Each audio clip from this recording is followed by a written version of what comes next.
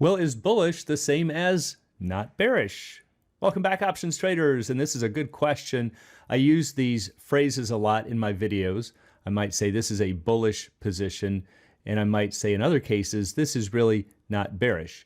And sometimes traders say, well, wait a minute, isn't that really saying the same thing?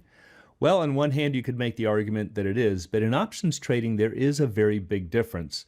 So what's the difference between bullish and not bearish? Well, it's a good question. Let's go find out. As always, before we get started, please be sure to click like and subscribe. It's definitely very much appreciated in helping to promote the channel. So let's start off with bullish. I think we all know the basic definition of bullish, and that is that we are expecting prices to rise. But in options trading land, whenever we say that this is a bullish position or a bullish strategy, you need the stock price to move to make a profit. So that's a little different from saying that we expect prices to rise. The fact is we need it to move. And there's a difference. This is going to be any number of strategies that have positive gamma. And that simply means you are going to generate your deltas or manufacture deltas as the stock price moves higher. So that's a bullish position. So what's the difference between this and not bearish? Well, with a bearish position, you expect prices to fall. And that's not really what we're saying here. We're, after all, not bearish. The difference is we don't need the stock price to move to make a profit. However, rising prices won't necessarily hurt us. They're not going to create losses, but we're just not really going to have any additional benefit from rising prices. However, falling prices will create losses. So see, that's the difference, is that if we were bearish, falling prices would be good for us. But we're not bearish. We really don't want prices to fall. The difference is we just don't need them to rise. Instead, the passage of time creates profits.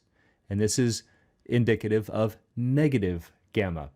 And so the way that you generate deltas here is from the passage of time. So a very good example is with vertical spreads. And I like to use vertical spreads because they switch. They have an area of positive gamma if you're near the long strike, and they have an area of negative gamma if you're near the short strike. So for example, here we're looking at a 100-105 call spread. Here's the bend at 100. Here's the short 105 call. This is our expiration graph. So remember, that only applies right in the final seconds of the option's life. But with 30 days to expiration, this risk graph might look something like this. So this is 30 days to expiration, and let's advance the clock.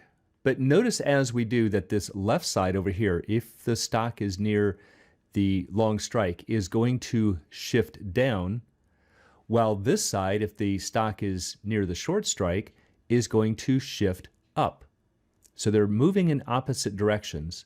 So this green line might be with, let's say, 25 days till expiration. With 20 days to expiration, we might move to here, 15 days to here, 10 days, 5 days, and finally in the last couple of days. And then as we get right into expiration, we'll be on that black line. So notice that if we buy this vertical spread with the stock somewhere in this range, below or even equal to the long 100 strike. So maybe the stock is at 100, or it's at 97, or it's way down here at 85. That is absolutely a bullish position. You need the stock price to rise to make any kind of profit. And if you want to get to maximum gain, you're going to need it to rise a lot, in this case to 105 or higher.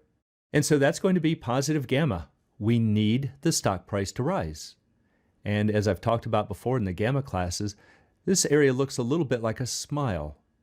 These profit and loss diagrams through here, your risk curves, looks like a smile. That's an indication of positive gamma. And that's just showing that your slope is increasing as the stock price rises. So as we move this way to higher and higher stock prices, you can see this line is getting steeper and steeper. That is a way of understanding how you are manufacturing deltas. But look what happens if the stock price gets up into this range. Let's say that you buy this vertical spread with a stock at 105 or higher. So maybe the stock is at 107 or 110, and you buy this spread. Now it is going to cost you more for the spread if you're buying it with a stock up here. Why? Because there's a higher probability for profit. the stock is already at the area of maximum gain.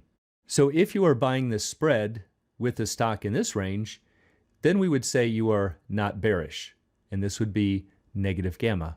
So negative gamma looks like a frown. If you look at these risk graphs in this area, these curves are bending downwards. So negative gamma means that as the stock price moves this way, notice that your angle is fairly steep through here, but then what happens? We start to level off. We are subtracting deltas from the position. We're moving towards zero. And that's why this black line is eventually leveling off to flat. And that is an indication of negative gamma.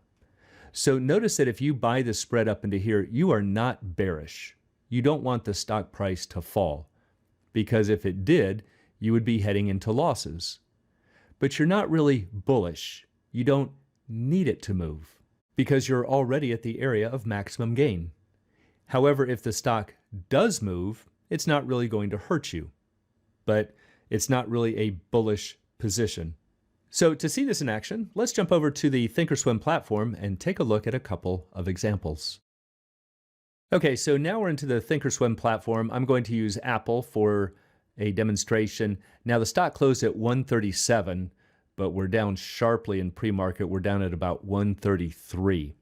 So let's just use that as our hypothetical opening price right now.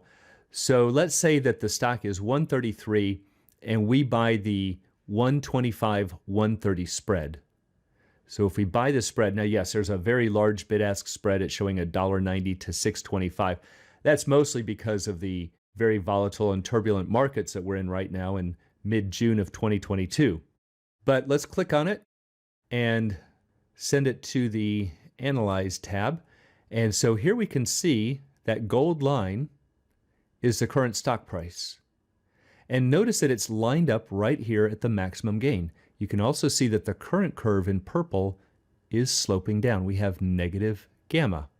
And so here we don't need the stock price to move. It's not going to hurt us if it does, but watch what happens as we advance the clock. Watch this purple line. As we advance the clock, you can see that purple line, as I showed in the demonstration, starting to move closer and closer to the blue curve. But notice that that means that we are getting more profitable just from the passage of time. See, this gold line hasn't moved. We're just moving time, and yet that purple line is getting closer to the blue. And finally, right there is expiration. So let's try another one. Let's go over to trade. And now let's delete this one off of here. And again, the stock is 133, at least for pre-market indications. Let's say that we bought the 135, 140 spread. So both options are out of the money. So if we buy this one, and let's send that to Analyze, see now the stock, this gold line, is at the long strike. So let's bring our clock back to today. So here's our current curve in this pinkish color. So watch what happens as we advance the clock. This pink line is going to move down. We are going to lose value over time, and that's because we have positive gamma. We have this portion sloping up. We need the stock price to move. And if it doesn't move, that's therefore going to create losses. So watch this pink line move towards the blue as we advance the clock. All right, so you can see it's moving down as we continue to move through. And there it goes, really starting to sink quickly as we get very close. And then finally, right on the expiration bell, we land on the blue curve. But there you can see that we are losing money over time, and that's because we have positive gamma. So what's the difference in these two strategies? Well, that's really where the art and science comes in with selecting your strategies. There's a number of reasons why we might choose one over the other. But the basic thing that I want the new traders to understand is that it's more an idea about, do we need the stock price to move? Is that part of our outlook? And if so, we might choose this vertical spread. But what if we can make the money that we're looking for, whatever is in line with our goals, and I can do it without needing the stock price to move? Well, I might lean towards a negative gamma strategy. So hopefully that will help you to understand the differences, and especially in the future, if I use the terms bullish versus not bearish, or maybe even bearish versus not bullish.